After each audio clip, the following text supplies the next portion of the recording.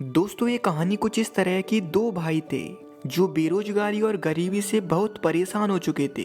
इसीलिए उन्होंने ये सोचा कि वे अब साधु बन जाएंगे, लेकिन कोई साधु योगी नहीं, एक नकली और ढोंगी साधु।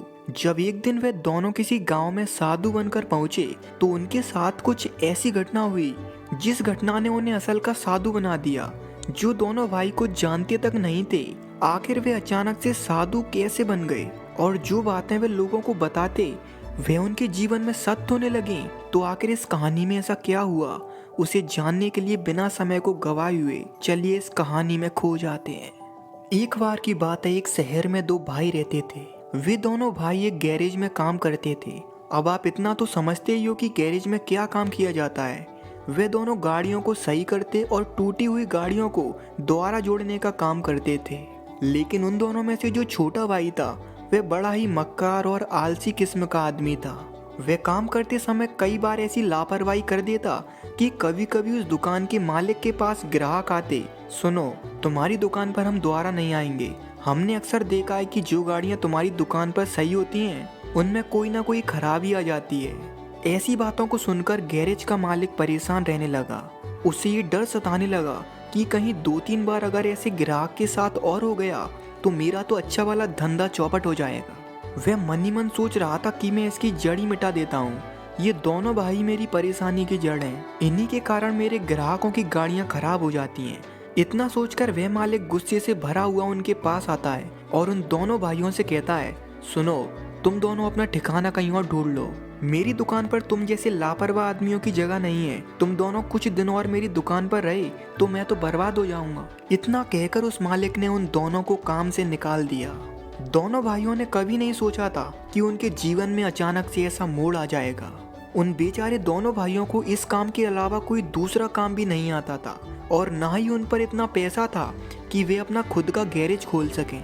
इसीलिए वे दोनों अपने घर जाकर एक दूसरे से कहते हैं, देख भाई, जो हो गया सो हो गया, लेकिन अब ये सोच हम करें क्या। ये बात सुनकर दूसरा भाई पलंग पर लेट गया और कुछ सोचने लगा। छोटा उसकी शक्ल देख रहा था। उसने उससे कहा, क्यों भैया, तू मुस्कुरा क्यों रहा है? कहीं काम छूटने की वजह से तू पागल तो नहीं हो गया? ये सुनकर बड़ा भाई कहता है, वो सामने देख, तुझे भगवान की तस्वीर दिखाई दे रही है? वह कहता है, हाँ, तो क्या करूं? बड़ा कहता है, देख, ये तो तू भी जानता है और मैं भी कि अपन दोनों को गाड़ियां सही करने के अलावा कोई दूसरा काम तो आता नहीं है। इसीलिए मुझे जो दूसरा काम समझ आया है हम वही काम करेंगे। हम दोनों साधु बन जाते हैं। ये सुनकर छोटा भाई कहता है, तू सच में पागल हो गया है। ये बात सुनकर बड़ा भाई कहता है, तू मुझे पागल हो जान दे, बस मैं जैसा कहता हूँ वैसा कर। वह अपने भाई को बताता है कि हम साधु का भेष बनाकर दूर दूर गाँव में जाया करेंगे और फिर उस गांव से खूब सारी दान दक्षिणा लेकर किसी दूसरे गांव में चले जाया करेंगे। ऐसा सोचकर वे दोनों भाई कुछ ही दिनों बाद अपने शहर से दूर गांव में पहुंच गए। उन दोनों ने अपना भेष बिल्कुल साधु की तरह बना लिया। जब दोनों उस गांव के बाहर पहुंचे तब बड़ा भाई छोटे से कहता है, देख, हमको ऐसा करना है कि मैं इसी गाँव के बाहर ध्यान में बैठ जाता हूँ और तू मेरा शिष्य बनकर पूरे गाँव में घूमने जा और जितने भी लोग तुझे गाँव में मिलें उन सब से ऐसा बोलियो कि हमारे गांव के बाहर एक सिद्ध बाबा आए हैं। इसीलिए जो भी व्यक्ति अपनी समस्या का हल जानना चाहता है वह उनसे आकर अपनी समस्या का हल जान सकता है। ये सुनकर छोटा भाई कहता है, सुन भाई, तू एक बार और सोच ले। ये बात तो हम भी जानते हैं कि हम लोगों को ना ही कोई ज्ञान है और ना ही कोई सिद्धि, तो आखिर हम दूसरों का दुख कैसे दूर करेंगे? कहीं तेरे चक्कर में मैं भी ना फंस जाऊं। लेकिन इस बात का जवाब देते हुए बड़ा भाई कहता है, तू बिल्कुल बेफिक्र रह और सब कुछ मुझ पर छोड़ दे। बस मैंने जैसा कहा है तू वैसा कर। अपने भाई की बात को मानकर वह छोटा भाई बिल्कुल वैसा ही करता है। उसने पूरे गांव में ये अफवाह फैला दी कि गांव के बाहर एक सिद्ध योगी आए हैं। जो भी अपनी समस्या उनसे पूछना चाहता है वह पूछ सकता है। धीरे धीरे करके शाम तक वहाँ कई लोग इकट्ठे होने लगे। सभी लोगों ने देखा कि वास्तव में एक सिद्ध योगी बैठा हुआ था। उन सभी लोगों को देखकर उसका छोटा भाई कहता है, जो उस समय सिद्ध योगी का चेला बना हुआ था, कि आप सभी लोगों को थोड़ा इंतजार करना होगा। जब तक साधु महाराज अपने ध्यान से नहीं उठते आप सभी यहीं रुकिए। जब तक आप लोग जो भी दान दक्षिणा लेकर आए हो वो सभी साधु महाराज के चरणों में चढ़ा दो। थोड़ी देर बाद वह आंखें खोलता है और साधु की आवाज में कहता है, बताइए आप सभी की क्या परेशानी है?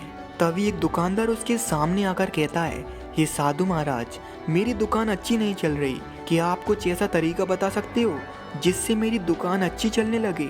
यह सुनकर वह उस दुकानदार को अपने पास बुलाता है और उसके कानों में कहता है, जब भी तुम अपना कोई सामान बेचो तो उसे बेचते समय अपने मन में जय श्री राम बोलना, लेकिन याद रखना कि इस मंत्र को तुम किसी को बताना मत, नहीं तो ये मंत्र विफल हो जाएगा। इसी तरह वहाँ जितने भी लोग आए थे उसने उन सबको ऐसे ही भगवान के नाम बोलने के लिए बता दिया और वहाँ जितने भी लोग आए थे वे सभी वहाँ से खुशी खुशी चले गए।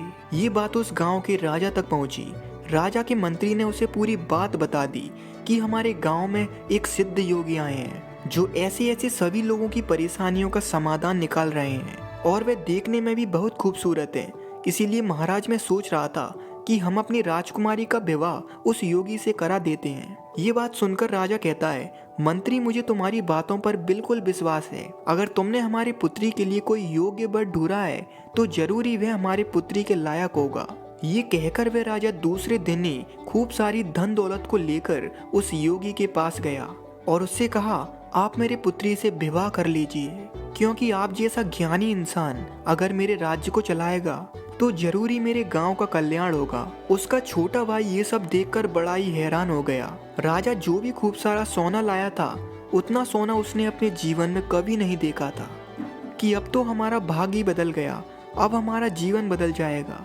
इसीलिए वह मन ही मन सोच रहा था कि उसका बड़ा भाई जल्दी से इस मौके को स्वीकार कर ले, लेकिन जैसा वह सोच रहा था उसका बिल्कुल उल्टा हो गया, जिसकी उसने कभी उम्मीद नहीं की थी। उसका बड़ा भाई राजा से कहता है, हे इस नगर के राजा, आप जो भी इच्छा मेरे पास लेकर आए हो मैं आपकी वह इच्छा पूरी नहीं कर सकता। मैं तो एक योगी हूँ, इसीलिए ना ही तो मैं आपकी ये धन दौलत ले सकता और ना ही आपकी पुत्री को। ये बात सुनकर वे राजा और भी ज्यादा खुश हो गया और उसने कहा, आप तो सच में एक महान योगी हो और यही एक सच्ची योगी की पहचान होती है। इसीलिए आप जब तक इस गांव में रहना चाहते हो आप रहिए। और इतना कहकर वे राजा वहां से चला जाता है। राजा के जाने के बाद उसका छोटा भाई बड़ा ही गुस्सा हो जाता है और वह उससे कहता है, क्या तेरा दिमाग खराब है? तो ऐसी बहकी बहकी सी बातें कर रहा है। हमें यहाँ पैसा कमाने आए हैं और तूने आया हुआ पैसा लौटा दिया। अपने छोटे भाई की इस बात को सुन, छोटे, जब से मैंने भगवान का नाम जपना शुरू किया है तब से पता नहीं क्यों मुझे अब इस दुनिया से ज्यादा भगवान का नाम जपने में अच्छा लगने लगा है।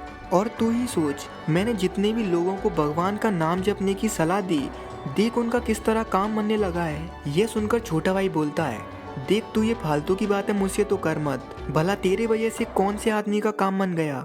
तुझे यहाँ बैठना है तो बैठ, मैं तो जा रहा। तुझ जैसे पागल के साथ रहकर मैं भी पागल हो जाऊंगा। वह छोटा भाई सोच रहा था कि भैया का तो दिमाग खराब हो गया है, इसीलिए मैं ऐसा करता हूँ कि यहाँ के लोगों से जितना हो सके उतनी दान दक्षिणा ले लेता हूँ और इस गांव को छोड़कर चले जाता हूँ। जब वह दूसरी बार गांव में गया तो वह उसी दुकानदार के पास गया जो योगी बाबा से अपनी समस्या का हल पूछने आया था। जब उस दुकानदार ने योगी बाबा के चेले को देखा तो वह कहता है, महाराज आपका यहाँ आना कैसे हुआ?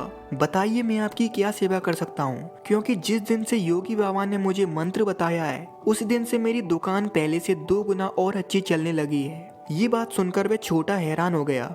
इस बात की पूरी जानकारी लेने के लिए वह एक सुनार की दुकान पर गया। उसने सुनार से कहा, योगी बाबा के आशीर्वाद से तुम्हारी दुकान कैसी चल रही है? तब वह कहता है, महाराज आपके योगी तो सचमुच चमत्कारी हैं। जिस दिन से उनने मुझे मंत्र बताया है मेरी दुकान पहले से 2 गुना चल रही है। इस बात को सुनकर वह छोटा भाई हैरान हो गया।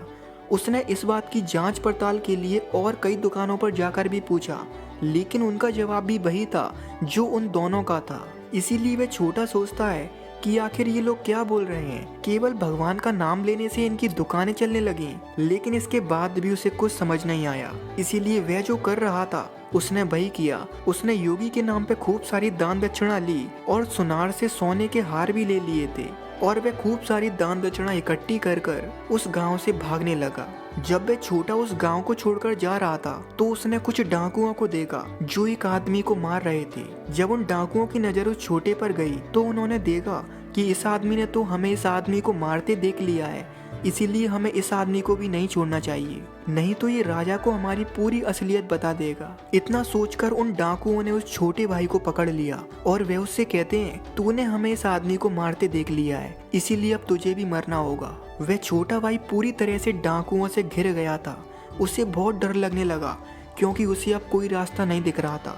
चारों तरफ वे डाकू तलवार लेकर खड़े थे और उससे कह रहे थे, इसे जल्दी मारो, इसे जल्दी मारो। तब वह मनी मन सोचता है, मैं ये कहाँ फंस गया, अब मैं क्या करूं? तब उसे अपने बड़े भाई की वही बात याद आती है कि उसका बड़ा भाई कह रहा था कि जब भी तुम किसी बुरे संकट में फंस जाओ तो तुम केवल ऊपर वाले को याद करना। इतना सोचकर वह छोटा मनी मन कहने लगता है, हे नारायण, हे ईश्वर, हे जगत पिता परमेश्वर, हे प्रभु, आप मेरी रक्षा कीजिए। जब वे आंख बंद करके मनी मन भगवान का नाम पुकार रहा था, तभी अचानक से वे सभी डाकू कहने लगते हैं, अरे भागो भागो यहाँ से, देखो राजा के सैनिक चले आ रहे हैं, अभी ये हमको पकड़ लेंगे और राजा के सामने पेश कर देंगे। वे सभी डाकू कहते हैं, छोड़ो इस आदमी को और भागो यहाँ से, नहीं तो इस आदमी के चक्कर में हम सब पकड़े जाएंगे। और वे सभी डाकू वहां से भाग गए। उस दिन उस छोटे भाई को ये समझ आया कि उसका भाई झूठ नहीं बोल रहा था, वास्तव में भगवान के नाम में बहुत ताकत होती है। इसीलिए वह भी उस दिन से पूजा पाठ करने लगा और भगवान का भक्त बन गया।